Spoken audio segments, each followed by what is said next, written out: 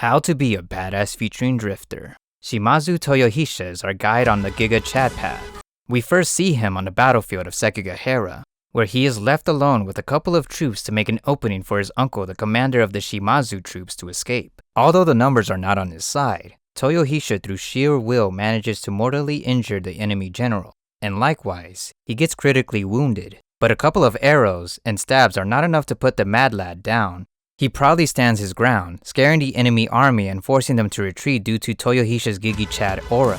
This man is a prime example of too angry to die. Later, as he inches his way through a forest, Toyohisa finds himself transported to a corridor of doors, where a middle-aged man at a desk waits for him. Needless to say, when a monkey sees, the monkey attacks. As Toyo was about to bonk a god, a portal is torn open and he is flung into a fantasy land, where two elven children with no sense of stranger danger find him and decide to bring him to castle ruins. Their two other drifters reside. One is the demon king of the six heavens, Oda Nobunaga, and he is accompanied by Nasu Yoichi, a sassy-looking archer who died almost 4 centuries ago, proving once again, breedable traps defy the time-space continuum as we know it, monitoring these phenomena outside of their hideout. A busty spy informs her boss via a magical crystal ball about her status and what's happening. You see, the man with a sick fashion style belongs to an organization known as the Octobrisk. He intends to meet the drifters to prepare for the upcoming war with the Ends, an opposing force advocating for the destruction of the world, though the base trio quickly rejects the idea. Yet the big booba doesn't give up on recruiting them and explains again to Toyohisa, Nobunaga, and Yoichi that their purpose as drifters is to save the world from being annihilated by the Ends. To accomplish this, she informs them that the Octobrisk are tasked with gathering the drifters together and appealing to the kings and feudal lords of the various states to give command over their armies to the drifters. However, the Demon King, having lived the life of a ruler, knows better, and he's certain that the lords wouldn't allow outsiders to take charge of their armies. Instead, Papa Nobunaga proposes that the drifters, led by Toyohisa, take over the Or Empire, scaring the Buba off Almanu. That said, even cool historical figures have to take baby steps towards world domination. And their first step is to make a trap for the Or forces set to arrive at the village in 3 days. When the force of 200 Or troops finally made it, they found the village uninhabited. Unbeknown to them, camping outside of the village in the forest, the drifters and the elves are preparing to strike at nightfall. During the ambush preparations, Nobunaga used the corpse of the dead soldiers as well as various human waste to create a saltpeter pit after Toyohisa buried the heads of the deceased as a sign of respect. Teaching us a lesson, even in victory, one should be honorable and never be a Deegan, who says GG easy at the end.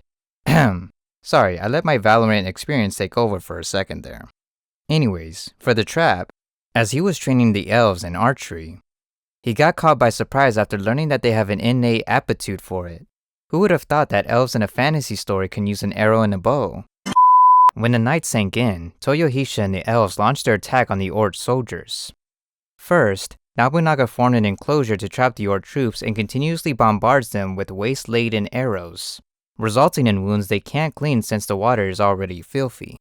Then the menace hit the battlefield with a war cry that, as Lord Nobunaga puts it, sounds like a monkey in heat, which couldn't be far from the truth from the way Toyohisa leaped to the commander like a spider monkey to behead him, promoting the remaining soldiers to flee to the forest, where the femboy assassin finished them, proving once and for all there is nothing deadlier than sussy femboy in the dark. But what would be equally as dangerous is drifters and elves disguised as Or troopers, making their way to the local fort to save the elven woman.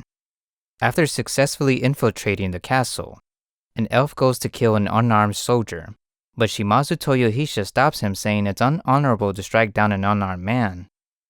However, once they located the women, Toyohisa discovered that the women had been used as sex slaves by the Or soldiers.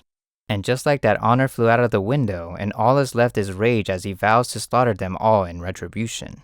Meanwhile, Nobunaga is searching the fort office for vital documents.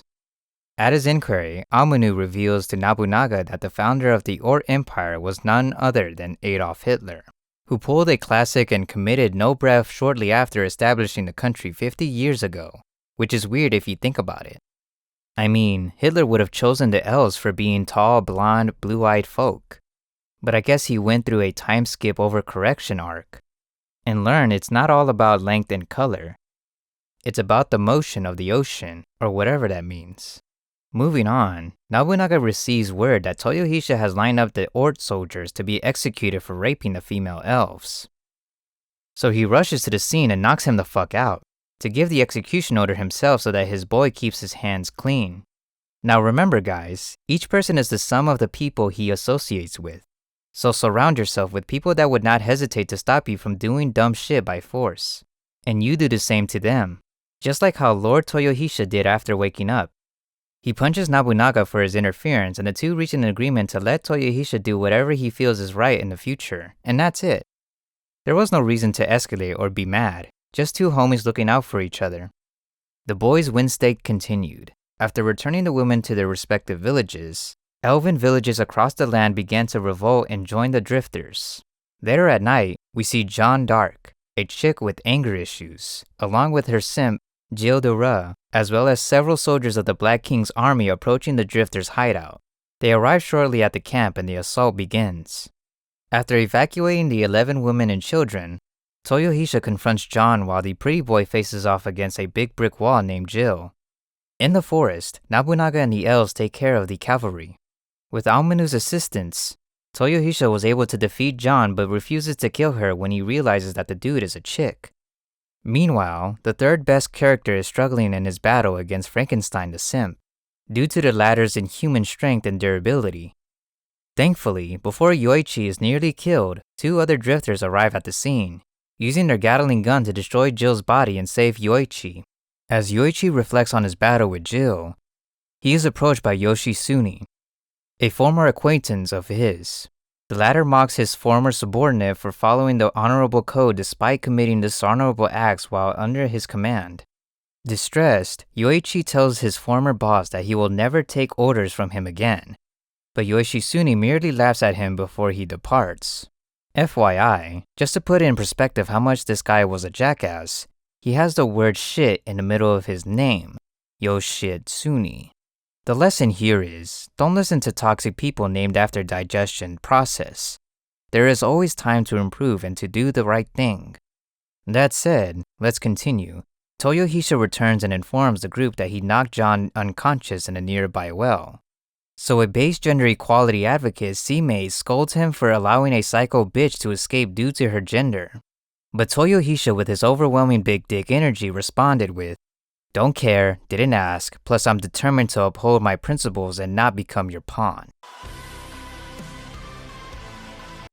Later, Nobunaga reveals to a concerned C-Maid that he wishes to create a multiracial federation with Toyohisa as their leader, meaning he wants to unite the new world.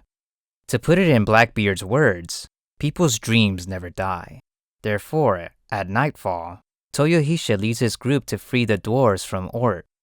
After invading the town they held in, Toyo frees the dwarves, who are skinnier than a motherfucker.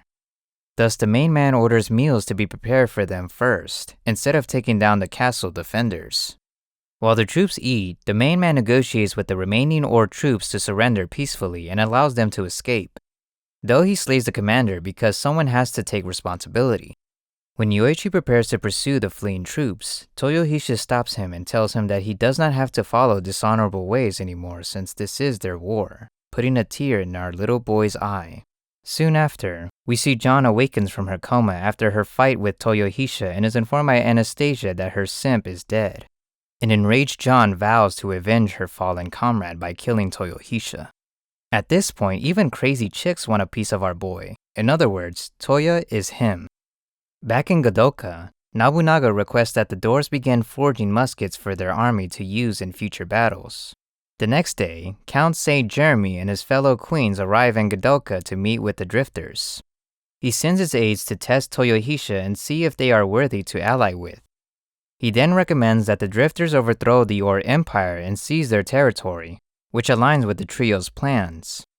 Therefore, St. Jeremy's aides sneak the drifters and their army into Ort Empire's capital city.